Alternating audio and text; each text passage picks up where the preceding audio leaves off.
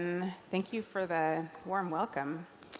I'm going to start by telling you a story about a monkey. He's actually my favorite monkey of all monkeys that I know.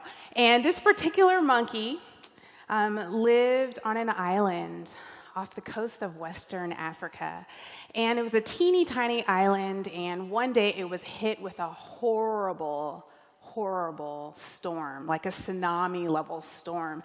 And this monkey, like many of the other creatures on the island, fought for his survival and barely survived. And as the storm was receding and the waters were starting to become less fierce, they were still quite fierce, but they were somewhat less fierce, he climbed to safety and climbed up a tree, one of the few trees that was still alive and not torn down, climbs up to the top, and he's sort of surveying the whole land and looking to see, what sort of devastation has occurred on his island, his home, in this crisis situation. And he looks out over the water, because this is a tree that's right on the water, and he kind of climbs out on one of the limbs and sees into the water where there's still furious waves. He sees a little tiny fish seemingly struggling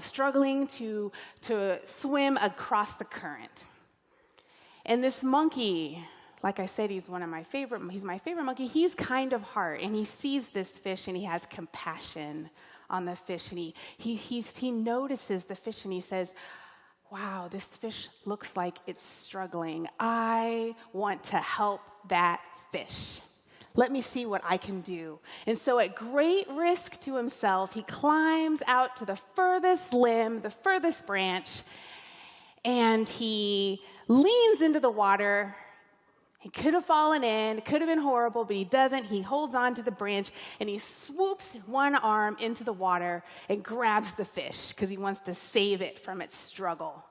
And he brings the fish back to dry land and lays it on the beach, on the sand. And at first, the fish seems really excited and grateful and is flopping around to show its excitement and gratitude.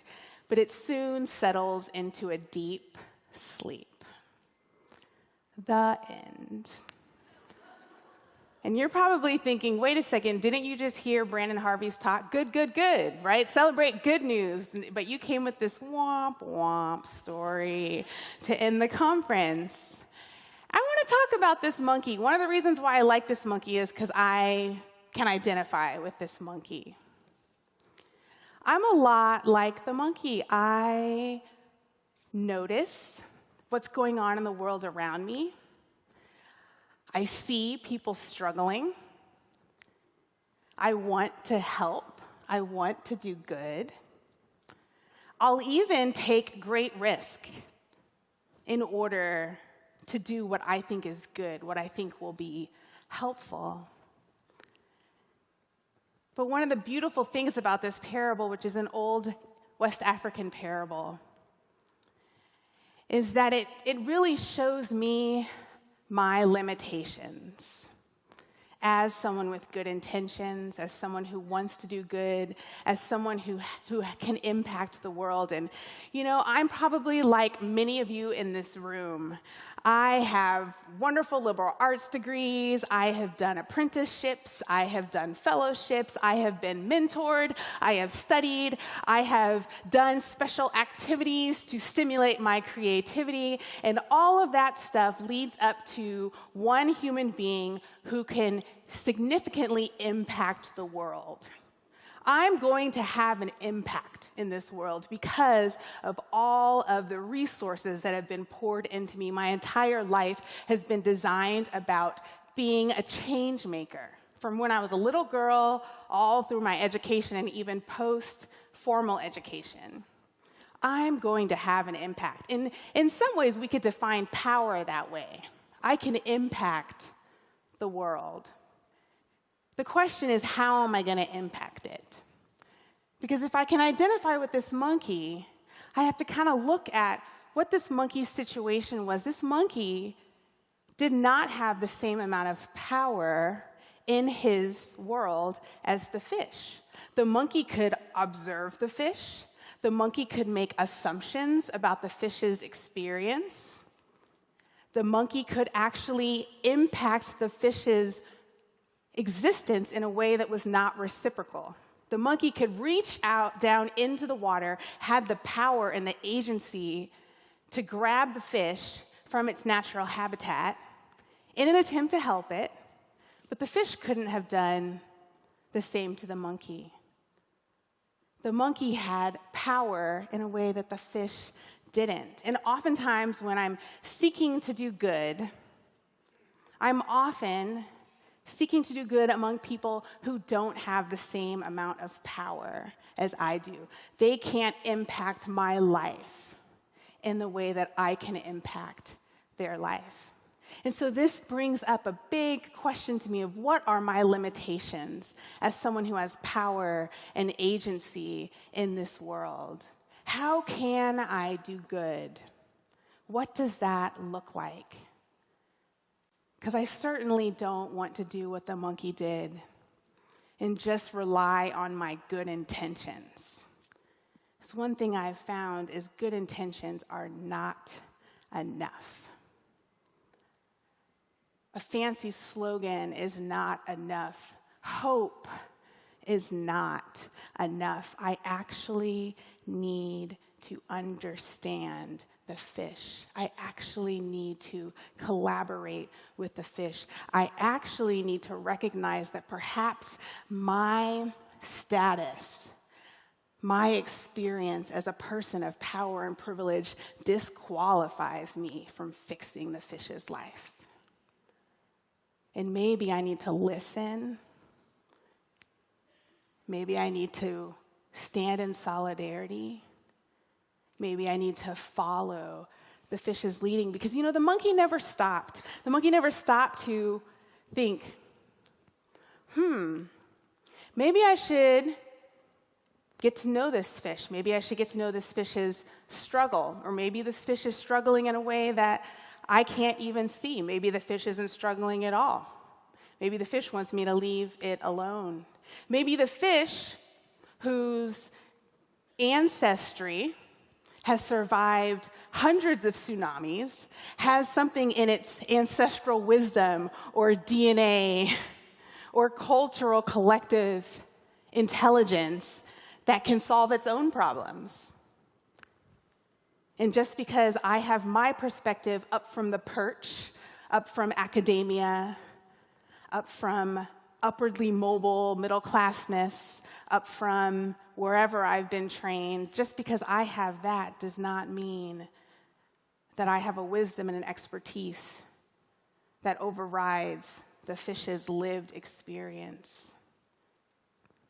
So what does it look like for me to truly be in community with this fish? Because, I love the way the monkey is noticing, right? The monkey has so many wonderful qualities. The monkey is recognizing that this is a community, and it's not just about his existence as a monkey. The monkey wants to be in community with this fish, and so how do we begin to think about that?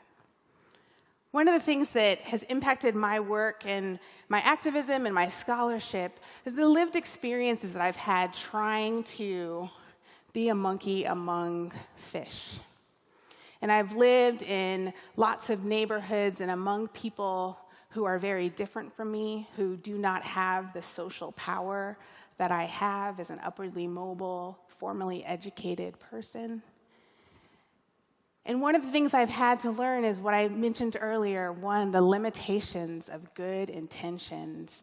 I can have an amazingly good heart. I'm not going to say I always have an amazingly good heart, but sometimes I do. And I can want to do good, and I can have the best goals in mind and the best outcomes in mind, and that's not actually what happens. One of the practices I had when I was living in my low-income, predominantly Black neighborhood in Minneapolis, which is where I lived right before I moved to North Carolina, where I teach at Duke. Living in this neighborhood, I would often have the practice of talking with my neighbors, and it took me actually several years of living in that neighborhood before my neighbors would even talk to me, really, because they're so used to do-gooders coming in from outside.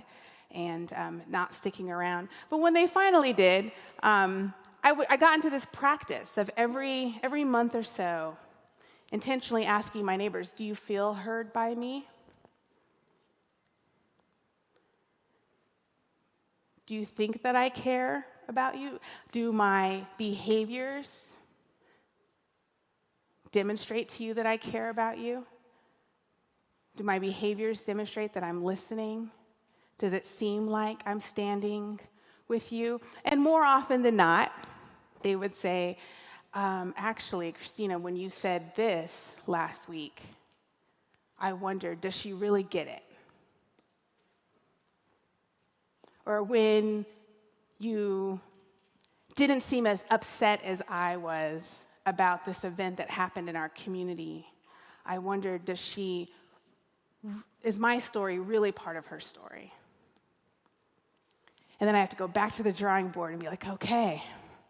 Because one of the things I had to learn, and I continue to learn, is that the societal divide between the monkeys and the fish is so great that we monkeys have typically no clue about what the fish are going through. The average individual on the planet right now is a woman of color who lives in poverty in the global south and is regularly threatened by violence and food insecurity and housing insecurity.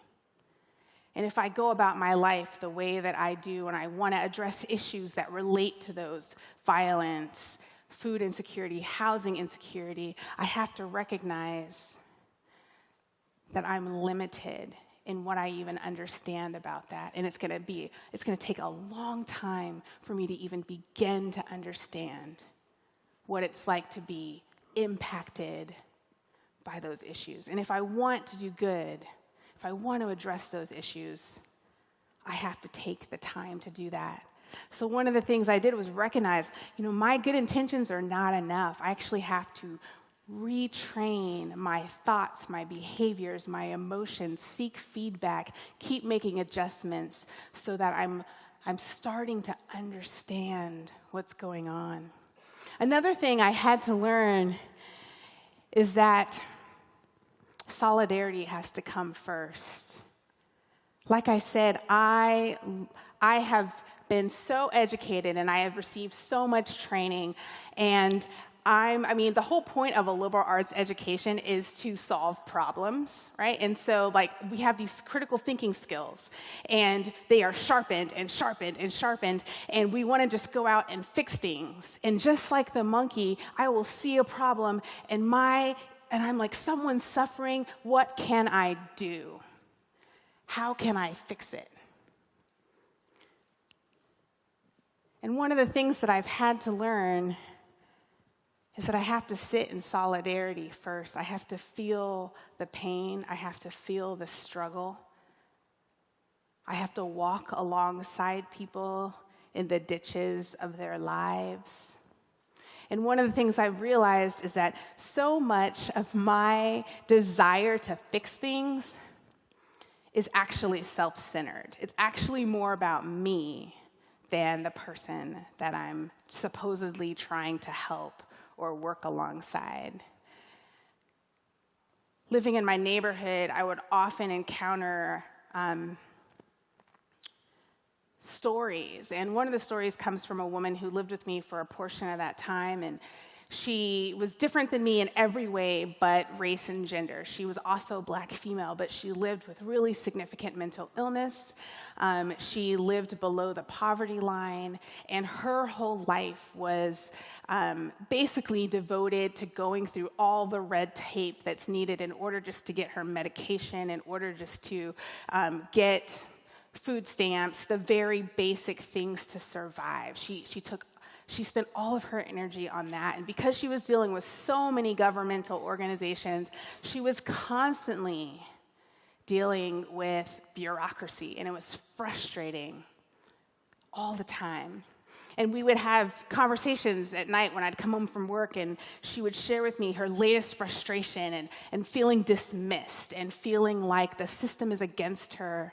And I would sit and I would think, all I have to do is make this one phone call and pull out my PhD card and say, hey, this is Christena Cleveland calling. We need to get this fixed right away and save the day. But then I realized the impulse to do that, while in some ways might be good, the vast majority of it came from my discomfort with living with the reality that the world treated someone like this, the way that she was being treated. I was uncomfortable with the situation, and that's what was driving me to want to help her. It was my suffering. I don't want to live in a world.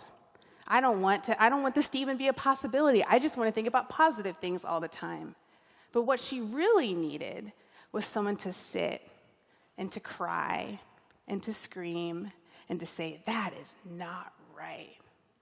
Your humanity was dishonored today. And I'll sit here and talk to you about that for as long as you need to. And I'll be here with you. And that's when we start to share brain space. That's when we start to share heart space. That's when we start to become community. That's when we start to interact with each other in ways that honor our humanity. But if you actually get to that point, if you can stay present long enough to get to that point where you're standing in solidarity with people, where they're sharing stories about what it's like to be on the margins of society, what it's like to be a victim of so many injustices, then one thing, I've learned that I have to become really comfortable with is anger. Because anger in my world, in the world of privilege, in the world of problem solving, is typically something that's seen as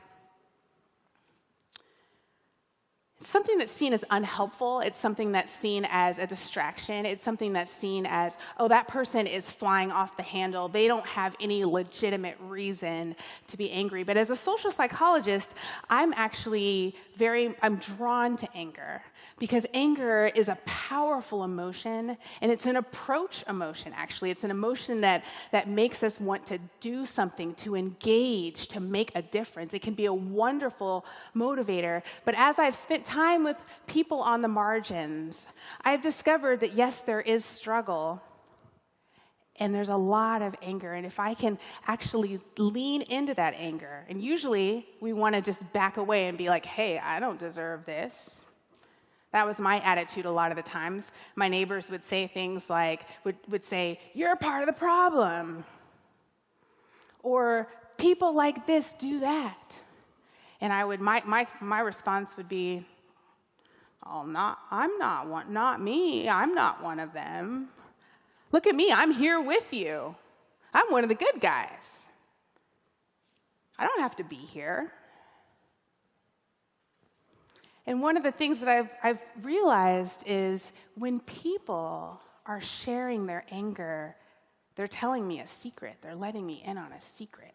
And if I'm willing to lean in, not get defensive, not say, well, if you're going to say that, I'm going to need you to say it in a more polite way. I'm going to need you to go and take a break and calm down and come back to me when you're ready to have a calm conversation. No, give it to me right now. What do you have to say? Because no matter how you're saying it, if there's truth in it, I need it. I can separate truth from the vehicle through which it's communicated. Because as a monkey, this truth is going to save my life. This truth is going to connect me to people who are experiencing the world in a way that's entirely different than me. This truth is going to invite me into a deeper level of community if I'm willing to lean in. and not run away when it gets hard. And so we have this wonderful invitation, this opportunity to think beyond our own goals, to think beyond our own perspectives, to think beyond the strategies that we've come up with in our individual and in many times homogenous spaces. I'm going to say, what does it look like to be part of this world where the monkey and the fish can work together, where the monkey and the fish can actually stand in solidarity, share brain space, share heart space, understand the ways in which they impact each other, and look towards the future with hope. Thank you.